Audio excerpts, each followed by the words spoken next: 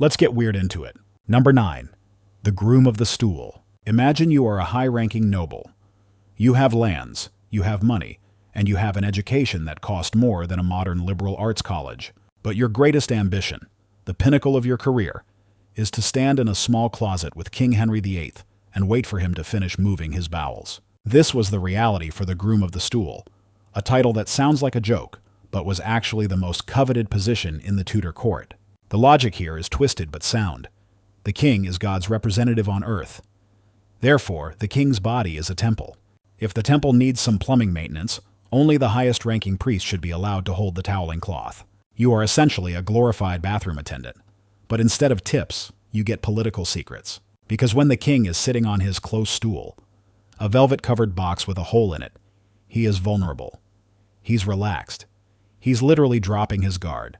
This is where you come in. You aren't just wiping. You are monitoring the royal health by examining the output, like a biological fortune teller reading tea leaves. Except the leaves are excrement, and the fortune is whether or not the dynasty survives another week. The groom became the king's confidant.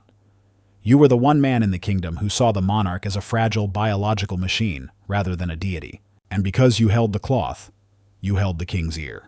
Historical records show that these grooms often became incredibly wealthy and influential, proving that the path to power is sometimes paved with absolute filth. Number 8. The Whipping Boy. You are a child. You've been brought to court to be the best friend of the young prince. You play together, learn Latin together, and eat fancy cakes together. It seems like a sweet gig until the prince decides to throw a tantrum or fails his math test. The tutor raises a cane, but he doesn't look at the prince. He looks at you. This is the psychological nightmare of the whipping boy. The concept relies on the divine right of kings, which stated that a monarch, even a mini-monarch, was appointed by God and therefore could not be physically punished by a mere mortal. But education in the 16th and 17th centuries ran on the principle that knowledge had to be beaten into children. So, they faced a dilemma. How do you punish a child you aren't allowed to touch? You outsource the pain. You, the whipping boy, take the beating while the prince watches. The theory was that since you and the prince had grown up together, seeing his best friend wince in agony would cause the prince such intense emotional guilt that he would never misbehave again. It's emotional blackmail weaponized as educational policy.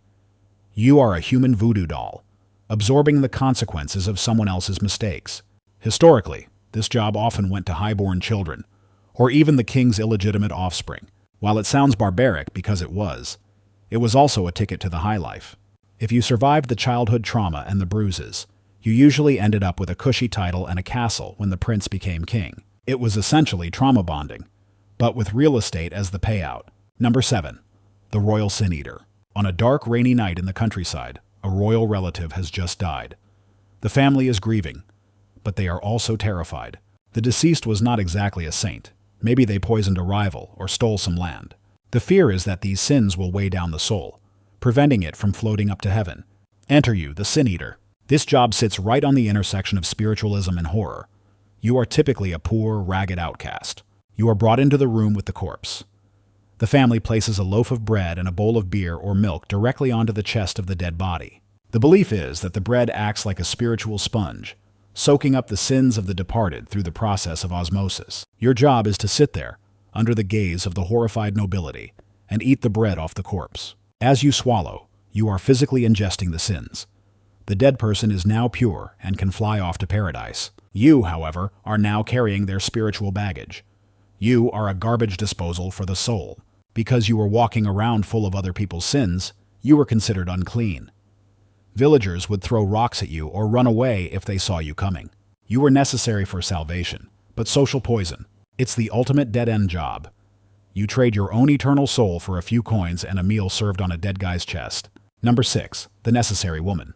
While the Groom of the Stool was a high-status male role, the day-to-day management of waste often fell to someone with a much less fancy title, but a much harder job. Enter the Necessary Woman.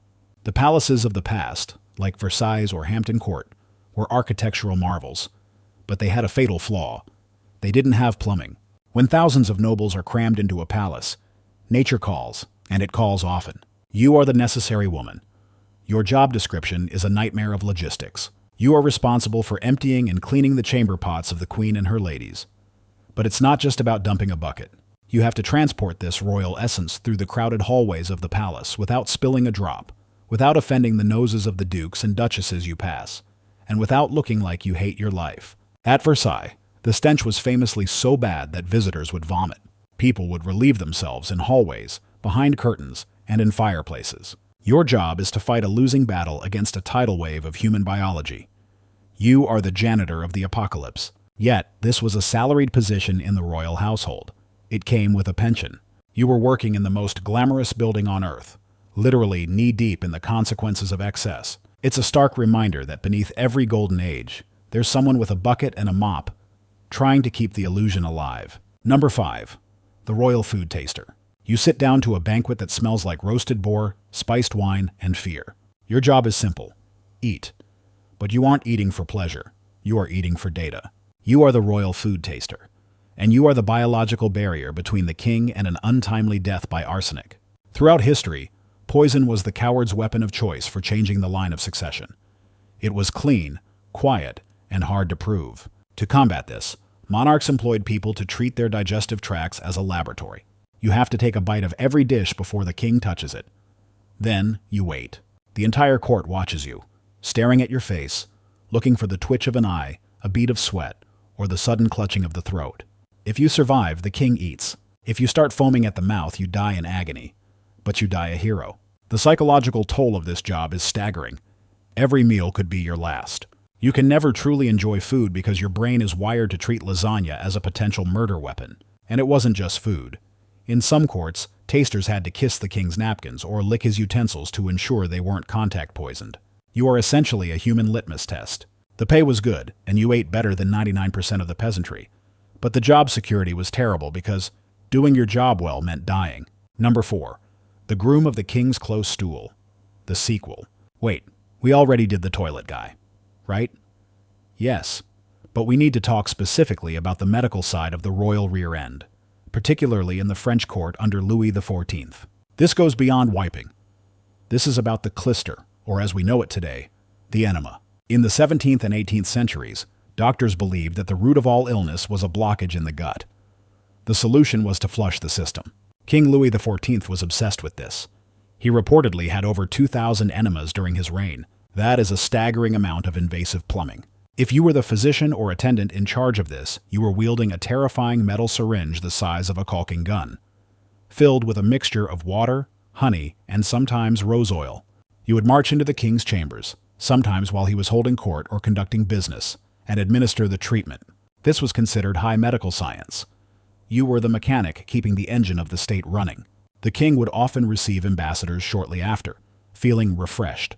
Your job was to violate the royal dignity to preserve the royal health. It's a strange intimacy where you are causing the king discomfort, yet he thanks you for it, because he thinks you're balancing his humors. You are a gatekeeper to the most private aspect of the most public man in Europe. Number 3. The Consummation Witness. Marriage in the royal world wasn't about love. It was a merger acquisition between two countries. And like any business deal, it had to be signed, sealed, and delivered. The delivery part was the consummation. If the couple didn't sleep together, the marriage could be annulled, wars could start, and treaties could crumble. So people had to make sure it actually happened. Imagine you are a high-ranking bishop or a noble relative. You aren't waiting in the hallway. In some historical traditions, you are in the room. You are the consummation witness. You stand by the bed curtains, or sometimes watch from a chair, ensuring that the deed is done. Think about the pressure. The prince and princess, often teenagers who have barely met, are trying to figure out the mechanics of human reproduction, while a room full of old men in funny hats nod approvingly. Your job is to be the world's creepiest referee.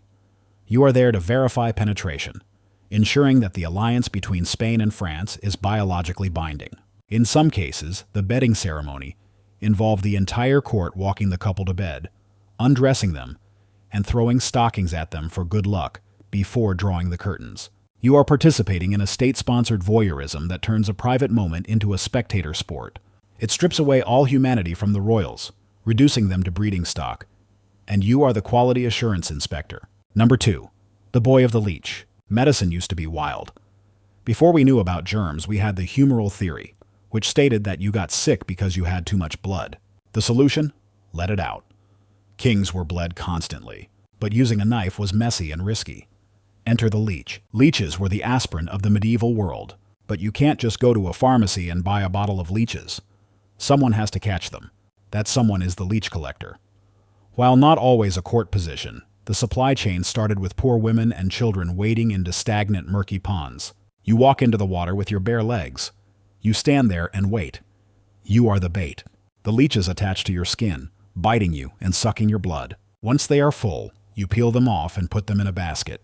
You are trading your own blood to harvest the creatures that will suck the king's blood. The royal surgeons would then take these creatures and apply them to the monarch's body, behind the ears, on the temples, or on the famously afflicted royal hemorrhoids. If you were the surgeon applying the leech, you were managing a tiny, slimy vampire that was feeding on divinity. The leech didn't care about the crown, it just wanted lunch. Your job was to mediate this interaction, ensuring the king bled just enough to be healthy, but not enough to faint. It's a gory, slimy loop of bloodletting that passed for cutting-edge healthcare.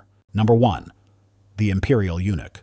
This is the heavyweight champion of job requirements that ask too much. Throughout history, particularly in the Chinese imperial court and the Ottoman Empire, the most powerful servants were men who had been castrated. The logic was brutal.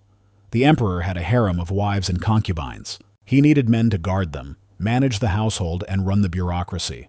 But he couldn't trust regular men around his wives because of the risk of illegitimate children. He also didn't want his servants building their own dynasties to challenge his power. The solution? Remove the ability to reproduce. You are a young boy, often from a poor family. Your parents, hoping to give you a better life, sell you to the palace. You undergo a surgical procedure that is agonizing, dangerous, and performed without anesthesia. If you survive the infection and the blood loss, you enter the Forbidden City. You have lost a fundamental part of your biology, but you have gained access. Eunuchs could go where no other men could. They became the emperor's closest advisors, generals, and admirals. They controlled the flow of information. In the Ming dynasty, the eunuch Zheng He commanded a massive fleet of treasure ships. Some eunuchs became so powerful they essentially ran the empire while the emperor painted or wrote poetry. It is the ultimate transaction.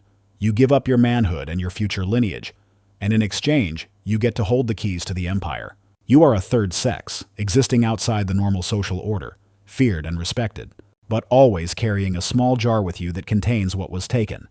A grim reminder of the price of admission. And that's our time for today. More strange things are always coming, so I'll see you in the next one.